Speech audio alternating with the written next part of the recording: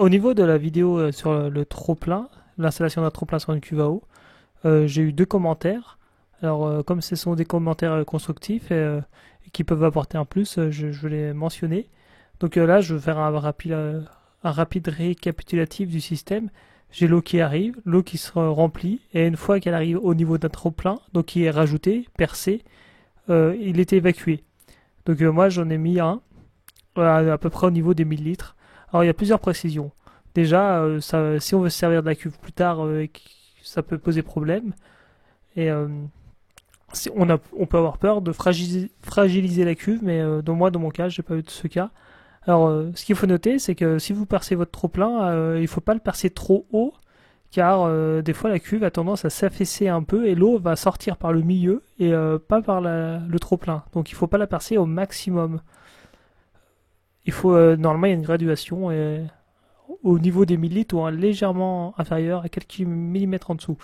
Donc dans la deuxième partie de la vidéo, une autre vidéo, j'ai présenté la présence d'un collecteur avec deux types de collecteurs. Les collecteurs où il faut couper la gouttière, la descente d'eau, et un collecteur maintenant où il faut juste mettre une sorte de plastique à l'intérieur en faisant un trou à l'acide répand. Donc ces collecteurs avaient comme fonctionnalité de récupérer une partie de l'eau, surtout l'eau qui est aux extrémités, qui va atterrir par l'extrémité, et laisser passer une partie de l'eau. Donc de cette façon, on a deux moyens de éviter d'avoir un trop plein, que le bidon déborde, la cuve déborde. Premier moyen, c'est de régler le débit au robinet. Deuxième moyen, c'est que si on arrive à avoir de l'eau qui arrive à repousser, alors là c'est théorique, hein, ce que je dis, il faudra le tester, arrive au maximum, elle puisse repousser l'eau et la faire descendre. Donc après, il y a une autre méthode aussi dans celle-ci, c'est qu'il faut veiller l'eau et si on voit que l'eau déborde depuis longtemps, il faut dévier l'eau vers la descente d'eau pluviale. Donc il y a des troisième possibilités, c'est laisser l'eau, et ça c'est quelque chose que je vois chez certaines personnes, c'est une fois que la cuve ou le bidon est plein, c'est laisser déborder. Donc ça pose plus ou moins un problème, ça dépend quel est le couvert végétal. Est-ce que c'est de l'herbe, donc ça peut absorber? Est-ce que c'est du gravier? Est-ce que c'est du goudron? Alors là, ça va ruisseler. Donc est-ce qu'il y a de la pente? Est-ce que vous avez un voisin? Est-ce que vous avez... Qu'est-ce qu'il y a à côté? Donc ça dépend aussi la taille de votre toit. Si vous avez une petite cabane, c'est encore tolérable. Si vous avez une grande habitation, vous allez avoir des grosses quantités. Donc il faut savoir où va couler l'eau.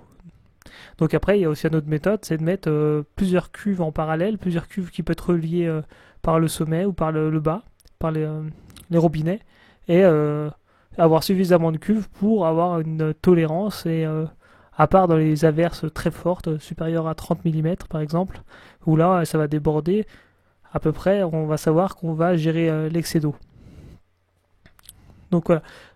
Au niveau des commentaires, j'ai eu un commentaire mais je l'ai toujours pas répondu. Alors ça me fait penser que si vous laissez un commentaire, la plupart du temps, j'essaye de répondre. Des fois, c'est possible que YouTube ne m'envoie pas de notification, ça m'est déjà arrivé. Et parfois, je mets plusieurs mois car j'ai envie de répondre de façon détaillée ou avec une autre vidéo. Donc ça demande de la construction. Mais j'essaye normalement de répondre aux commentaires si je peux ou si j'ai le temps. Donc là, moi, quand je réponds aux commentaires également, j'ai un blog et la chaîne YouTube, et sur le blog, je regarde beaucoup moins les commentaires, donc il faut mieux laisser sur la chaîne YouTube. Deuxièmement, quand je réponds à un commentaire et que je mets la personne qui a commenté, pour respecter un peu l'anonymat des personnes, je floute le nom et le visage. Bon, après, ça dépend des personnes qui le tolèrent ou pas, si ça les gêne ou pas. Donc, il y a une personne qui m'a dit, personnellement, je ne perce pas mes cuves. Alors là, l'alimentation se fait par le bas. Alors je place un T, donc c'est un petit adaptateur, à la bonne hauteur sur le tuyau d'arrivée d'eau cordialement. Donc apparemment, là, l'eau arrive par le bas. Donc je ne sais pas si c'est possible.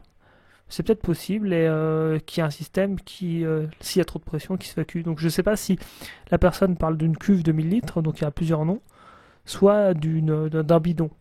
et comment arrive l'eau. Ça, après, moi, quand je propose des choses sur YouTube, je ne propose pas forcément les meilleures choses, mais je montre ce que je fais. Il y a des gens qui peuvent faire 4 fois, 5 fois mieux ou avoir des idées que je n'ai pas. Mais et que je connais des gens qui font des choses très intéressantes, mais qui ne le partagent pas forcément, qui le gardent pour eux. Et il faut juste être dans un cercle rapproché pour savoir certains qui sont très bricoleurs et qui sont très doués. Donc moi, je prétends pas faire les meilleures choses. Alors c'est peut-être possible. Et après, j'ai eu un commentaire d'une deuxième personne qui me dit que sur le type de cuve de 1000 litres, elles sont remplies que par le haut. Donc récupération par la gouttière. Sauf à faire un montage compliqué. Et c'est sûr on peut faire peut-être des montages très compliqués, mais après, il faut voir si c'est fiable, euh, quel est le coût, donc c'est important. Et cette même personne m'a envoyé un message sur le blog. Alors, je vais vous montrer. Voilà. J'ai laissé un message sur YouTube. Alors, elles peuvent se faire de la partie. L'évacuation peut se faire sur la partie supérieure, sur la partie centrale, qui est plus basse que les extrémités. Et moi, j'ai deux cuves à eau, et sur une cuve à eau qui, je pense, n'est pas de la même marque, où il y a le bouchon de remplissage, il est légèrement un peu plus bas, et donc c'est pour ça que je vous parlais des trop-pleins tout à l'heure, qu'il faut mettre pas trop haut. Donc c'est possible. Et deuxièmement, à force d'être rempli et vidées, les cuves, parfois, elles se déforment légèrement, elles reprennent un peu leur aspect. Et il faut regarder également les cuves, si elles servaient à quelque chose avant, de quelle matière elles sont. Est-ce que c'est du PVC, polypropylène? Donc il faut que je bien regarder le petit triangle à l'intérieur. Et c'est des matériaux qui sont plus ou moins résistants et plus ou moins tolérants à certaines matières. Donc après, le plus dur est de trouver une évacuation qui accepte un tuyau de 25. Alors là, je comprends à peu près le commentaire. Essayer de récupérer l'eau. Donc il y a autre chose que je fais, moi, sur la cuve. J'ai posé une cuve, je vous montrerai sur une vidéo. Je l'ai mis en hauteur, calé sur des parpaings. Et j'ai fait une petite pente. Donc là, on peut déjà orienter un peu l'écoulement de l'eau.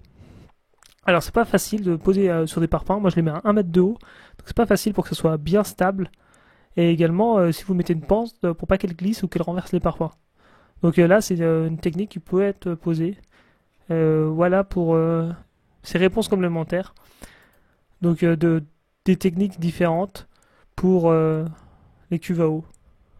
Donc, l'évacuation par le bas, j'ai jamais vu, donc je peux pas me prononcer. Et le deuxième commentaire, je vois à peu près ce que ça signifie, mais c'est pas forcément évident de récupérer correctement de l'eau. Donc voilà pour ces mesures, ces questions complémentaires.